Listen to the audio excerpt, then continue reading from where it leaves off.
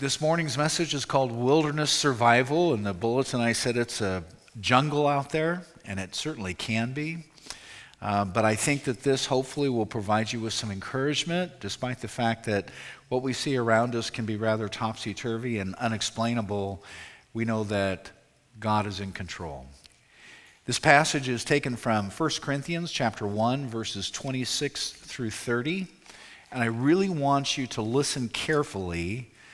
Not that you don't usually, but today particularly. Now, I've used a slightly different translation. It's much more contemporary in terms of its language. But I want you to see if you can't find yourself in our circumstances, even as a nation or as a country or as a world, in connection with what Paul is writing here. And remember, Paul is addressing a church in Corinth. They had their own sets of problems and issues within that community. It was the intersection of a number of major trade routes, and so it became kind of a melting pot of people and cultures and personalities. But Paul is talking to this church in Corinth that's just struggling to maintain and says, look, take a good look, friends, at who you were and when you get called into this life. I don't see many of the best and brightest among you, not many influential, not many from high society families.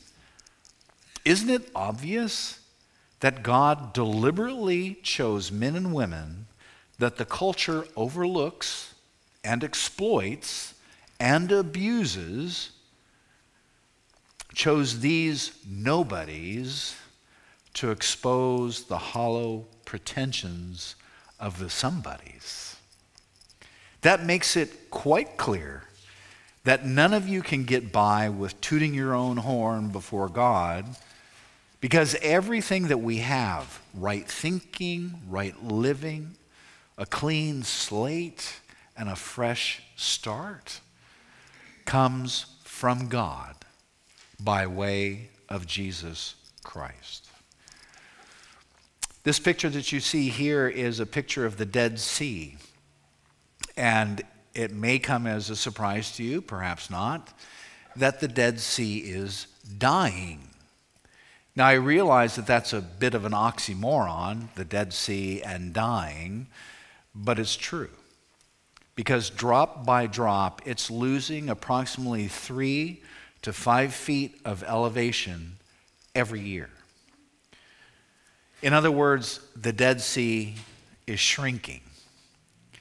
Now, Galilee, the upper lake, sends fresh water through the Jordanian Canal to the Dead Sea. And if you remember, the Jordanian waters were waters in which Jesus was baptized. So certainly fresh water, clean water, drinkable water, potable water, water worthy of Christ's baptism, but the Dead Sea poisons it, darkening and acidizing. It's a regular saline cemetery. There's little life in the waters of the Dead Sea, and there's little life in its surroundings. Now, there are some very ominous cliffs that rise to the west of the Dead Sea, and they flatten out at about 2,000 feet elevation. But over time, erosion has scarred the land into this patchwork of caves and ruts and sparse canyons. It's a very nice home for hyenas and lizards and buzzards, and it was home to David for 10 years. Not my choice, mind you. He didn't want to swap the palace for the Badlands. And I think it's fair to say that no one chooses to live a wilderness experience. It comes at you from all directions. Heat and rain, sandstorms and hail, all of this, despite the fact that you and I would certainly prefer to live in air-conditioned bedrooms and live in the safety of a cul-de-sac. But sometimes, church, we don't have a vote. Calamity hits, the roof tips, the tornado lifts, and drops us smack dab into the middle of a desert. Not, in our case, the desert of Israel, but the desert of the soul. We get dropped into sometimes seasons of dryness. And more than anything else, isolation seems to mark these kinds of seasons. And as we know from last week, that we are continuing this week, the king Saul was effectively and systematically isolating David from every source of stability. His half a dozen assassination attempts had ended David's military career. His murderous pursuit drove a wedge in David's marriage because David's wife, Michal, had helped him escape. And when her father, the king, Saul, demanded an explanation from her, she said, "Well, Dad, I had to. He threatened to kill me if I didn't help him," which was a lie. And you can read that in 1 Samuel chapter 19, verse 17. And based upon that lie, David never trusted Michal, his wife, ever again. They didn't divorce, but they slept in different rooms and different beds. David races from Saul's court to Samuel's house, the prophet. But no sooner does he arrive at Samuel's place than someone tells Saul in 1 Samuel chapter 19, verse 19, "Hey, take note, Saul. David is at Naioth in Ramah." In other words, somebody ratted out David's location. So David flees to his best friend, Jonathan. And Jonathan wants to help him, but what can he do? Is Jonathan going to leave the king's household and court in the hands of a madman? No. Jonathan has to stay with his dad, Saul, and David can now see the rope fraying on his lifeline. He has no place in the court. He has no position in the army. He has no wife. He has no priest. He has no friend. He has nothing. And all he can do is run. And although the wilderness for David and sometimes for us begins with these disconnections, it also continues in many cases with deceit. And we see David's journey and his deceit in Nob, which was a city, and it was a city that was populated by priests. The city was holy, while David was anything but holy. David, in this city of priests, lied every time his lips moved.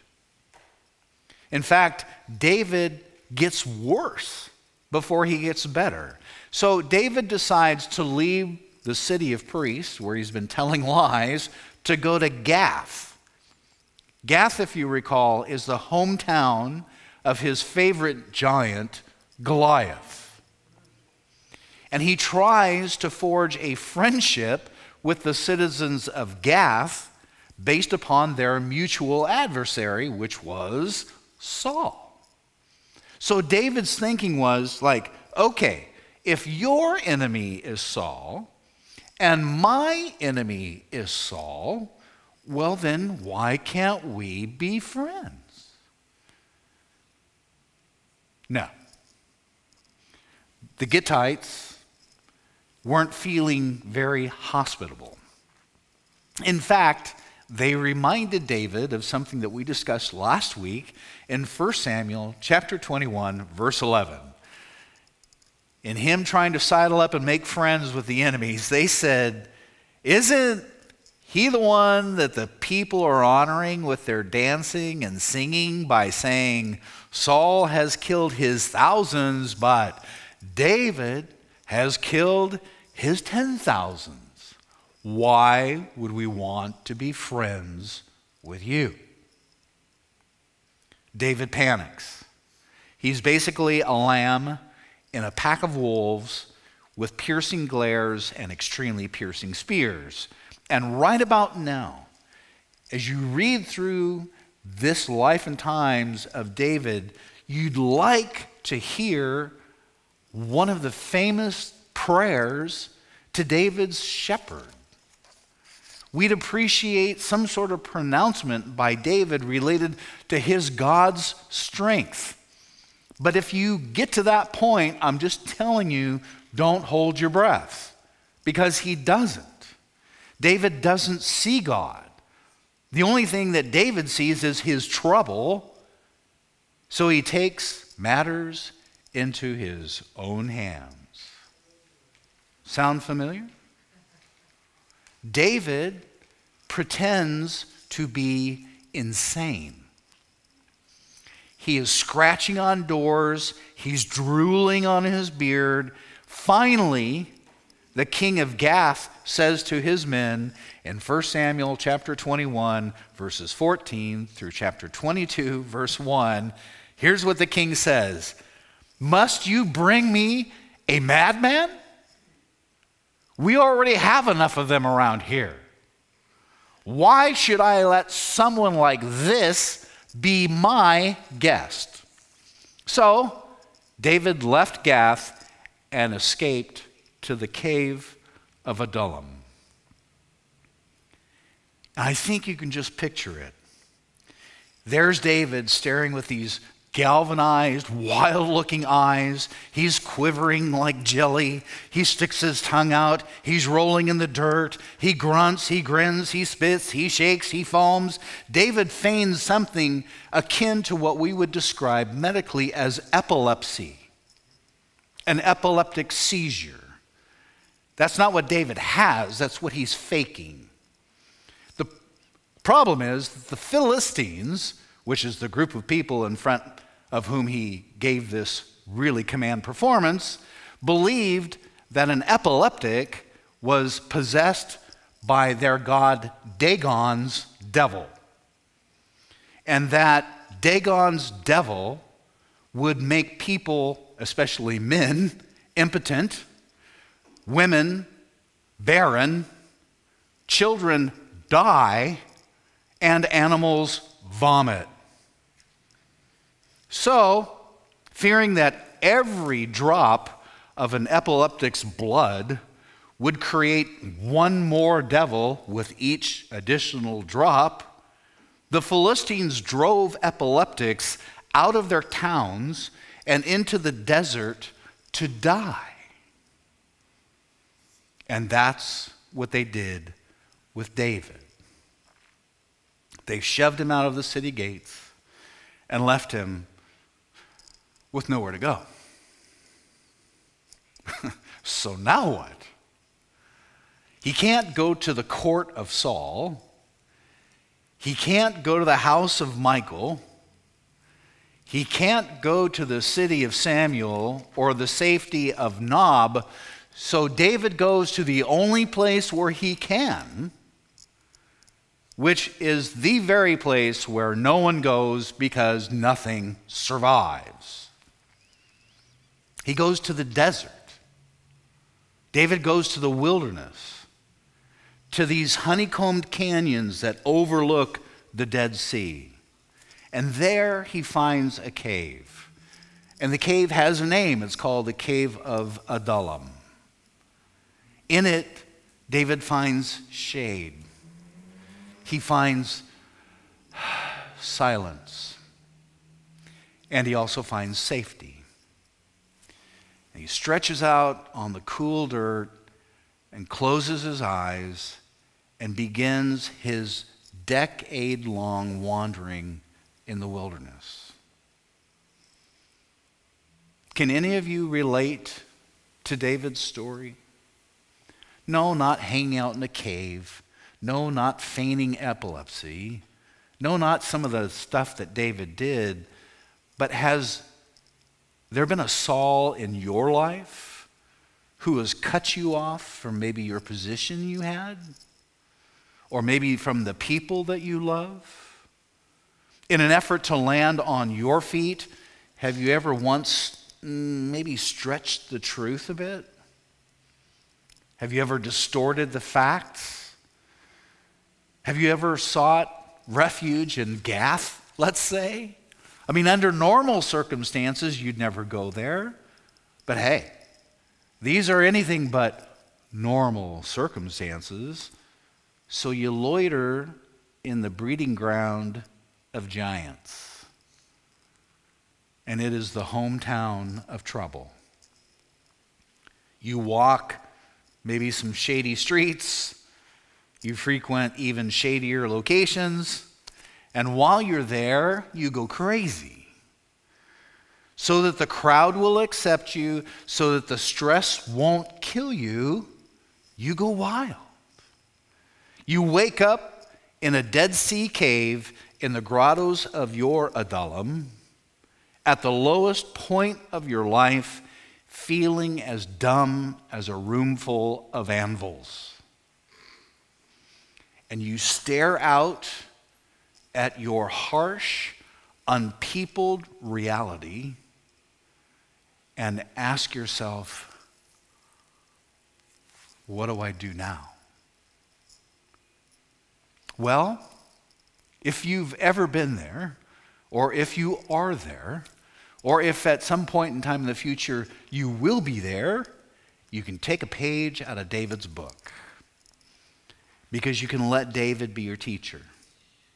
Sure, he goes wacko for a few verses, but in the Cave of Adullum, he gathers himself. This faithful shepherd boy actually surfaces once again. The giant killer rediscovers his courage. Yes, he has a price on his head. Yes, he has no place to lay his head. Yes, he has somehow managed to keep his head. And he returns his focus to God and finds refuge. Refuge surfaces as a favorite word of David. Funny thing. Circle its appearances in just the book of Psalms only, and you'll count as many as 40 plus references to the word refuge, depending upon the translation from which you're reading. But never, ever did David use the word more poignantly than in Psalm 57. Even the introduction of the psalm explains its background. Psalm 57, verse 1, actually a precursor to verse 1. It is a song of David when he fled from Saul into the cave. So if you needed context for Psalm 57, David tells you, this is why I wrote it. I was fleeing Saul and I found a cave. So close your eyes and envision Jesse's son in the dimness, on his knees, maybe on his face, lost in the shadows of the cave and perhaps lost in his thought. He has nowhere to go. If he goes home, he endangers his family. If he goes to the tabernacle, he endangers the priests. Saul will kill him. Gath won't take him. He lied to the church, and he went crazy with the Philistines, and here he sits all alone in a cave. But then he remembers that he's not. he's not alone. And from the recesses of the cave, a sweet voice floats in Psalm 57, verse 1. Be merciful to me, O God. Be merciful to me, for my soul trusts in you. And the shadow of your wings I will make my refuge. Church, I want to encourage you today to make God your refuge. Not your job, not your reputation, not your retirement account if one even exists any longer. Make God your refuge. Let God, not the Sauls in your life, encircle you. Let him be the ceiling that breaks the sunshine. Let God be the walls that stop the wind. And let God be the foundation upon which you stand. The truth is that most of us, like David, will never know that Jesus is all we need until that moment when we figure out that Jesus is all we have. Wilderness survivors find refuge in God's presence. They also discover community among God's people. Let me read you an interesting verse from 1 Samuel chapter 22, verses 1 and 2. Soon, David's brothers and other relatives joined him there. This is at the Cave of Adullum. So not long after Dave arrives at this cave, his brothers show up and other relatives show up. Then others begin coming, men who were in trouble or in debt or who were just discontented, until David was the leader of about 400 men. Now, not exactly a corps of West Point cadets like those guys. The ones that David has, and this is excluding women and children, the 400 men that he has, they are in trouble. They are in debt, or they are discontent.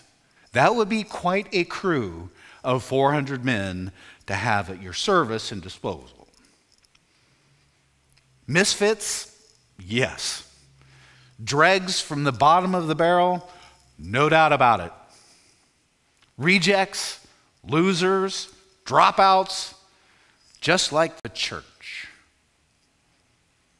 And no, that is not a misstatement. Because if we are all very honest with ourselves, aren't most of us the distressed? Aren't a lot of us the debtors? Aren't some of us discontent? You see, strong churches and strong congregations are populated with current and former cave dwellers, people who know the terrain of Adullum. They've told a few lies in Nob, they've gone loopy in Gath, and they haven't forgotten it. And because they haven't forgotten it, they imitate David. They make room for people just like you and me. And who's David to turn these folks away anyway? I mean, he's not exactly a candidate for the archbishop, right? He's a magnet, apparently, for marginal people. So David creates a community of God-seeking misfits, and God forges a mighty group out of all of them.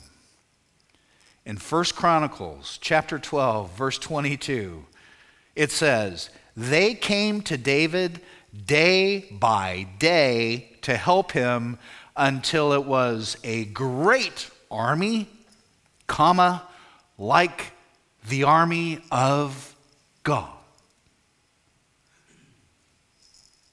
We have Gath, we have wilderness, we have Adullum, we have folly, we have loneliness, we have restoration. David had found all of them. So did a guy by the name of Whit Criswell. Whit was raised in a Christian home. And as a young man, he served as an officer in the Christian church where he attended. Problem is, Whit fell into a bit of a problem. He had a gambling problem. And he would daily risk his money to make bets on baseball games. To give you an idea of the size of the problem, over the course of time, Whit was not a good gambler, and he had lost the sum of $200,000 and found himself in very deep debt to his bookie. So, brilliant idea that he had, Whit decided to embezzle funds from the bank where he worked. Welcome to Gath. Of course, it was only a matter of time until the auditors detected a wee bit of a problem and called him in for an appointment. Criswell knew he had been caught. The night before the meeting, he couldn't sleep. So he resolved to take the path of Judas and left his wife a suicide note as he drove outside of Lexington, Kentucky, where he parked his car and put a gun to his head. But he couldn't pull the trigger. So he lowered the window and took a practice shot with the revolver that he brought, and then pressed the nose of the barrel of the gun back to his forehead and mumbled, "Go ahead and pull the trigger. This is what you deserve." But he couldn't do it. He feared that by taking his own life, he might go to hell. So he didn't pull the trigger. And finally, at dawn, he went home a very broken man. Meanwhile, his wife had found the note and she had called the police. And when he returned, she embraced him, the cops cuffed him, and led him away. Whit says that he was at once humiliated, but also liberated.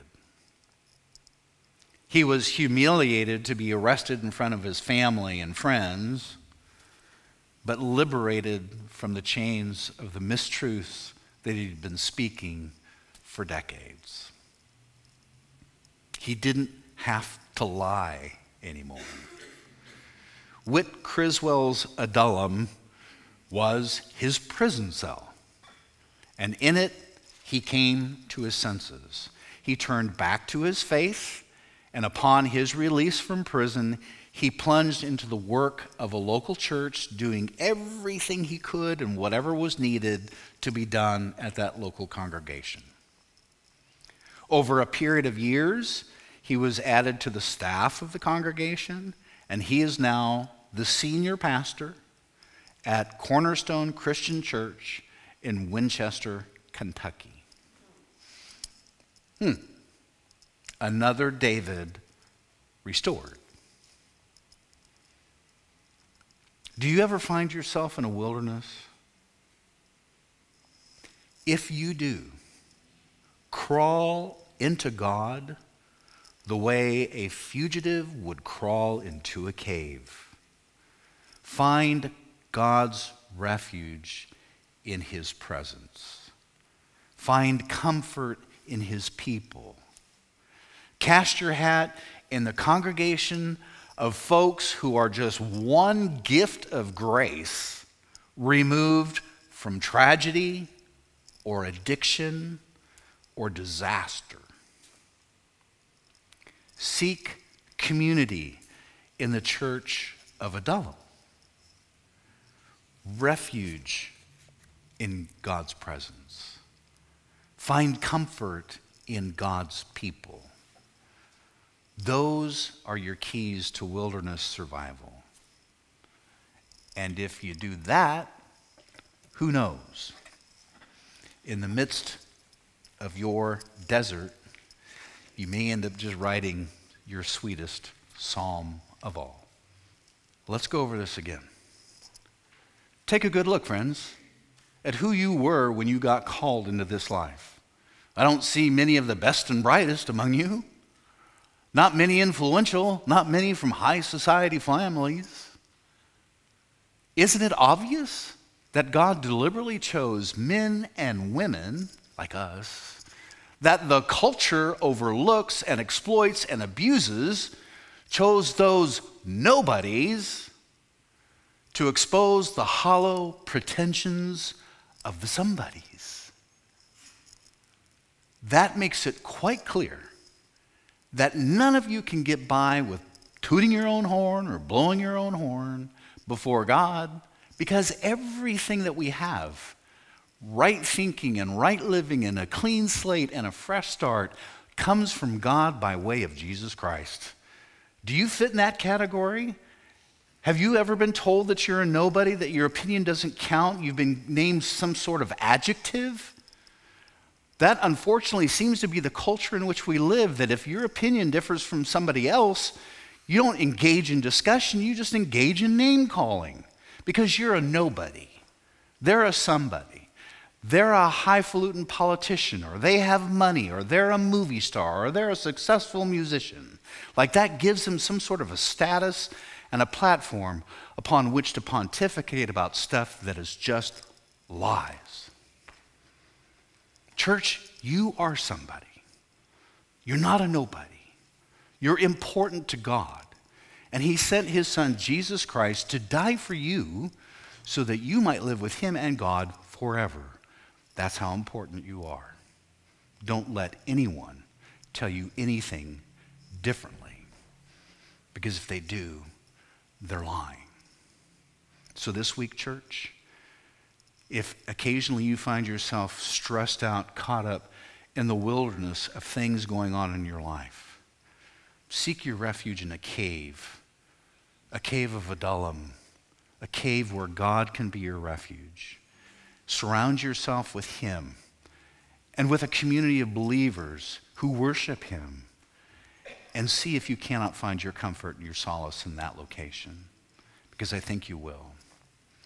And then while you're at it, invite others who might be looking for that kind of refuge so we can love on them too, so we can share with them too, so we can fellowship with them as well.